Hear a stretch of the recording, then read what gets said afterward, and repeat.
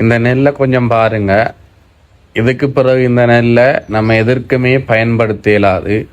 தற்பொழுது மட்டக்களப்பு வேளாண்மை விவசாயிகள் நிலைதான் இந்த மழையால் நெல் எல்லாமே முளைச்சித்துது.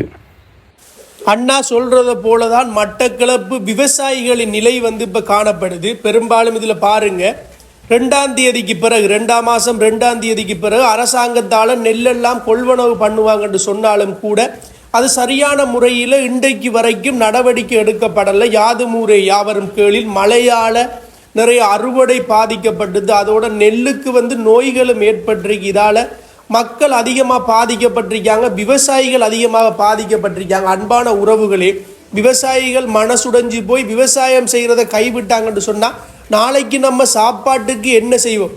ஒரு மொபைல் கம்பெனியாக இருக்கட்டும், பெரிய நிறுவனமாக இருக்கட்டும், அது லொஸ்ட் ஆகுனா என்ன பாதிப்பு வரப்போ? அந்த நிறுவனத்துக்கு தான் பாதிப்பு. ஆனால் விவசாயி ஒருத்தன் லொஸ்ட் ஆகுனா அவன்ட அறுவடை பாதிக்கப்பட்ட ஒவ்வொரு மனிதனும், அதுவும் கூலி வேலை செய்யக்கூடிய மக்கள் அரிசீர விலை கூடி கட்டாயம் பாதிக்கப்படுவாங்க.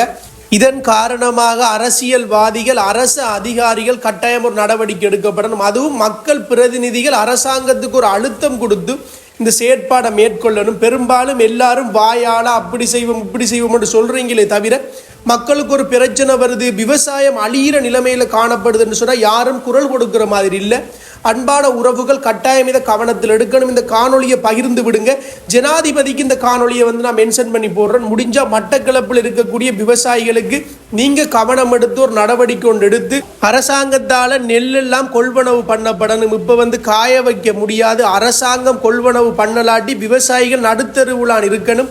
இந்த விடயத்தை அரசியல்வாதிகள், பொறுப்பு வாய்ந்த நபர்கள் கவனத்தில் எடுத்து மக்களுக்கு இந்த டைமில் விவசாயிகளுக்கு கை கொடுக்கணும். விவசாயிகள் இல்லாட்டி உலகமே இல்லைன்றதை வலியுறுத்தி, வீழ்வது நாமாயினும் வாழ்வது தமிழாகட்டும். யாதுமூரே யாவரும் கேளீர். நன்றி.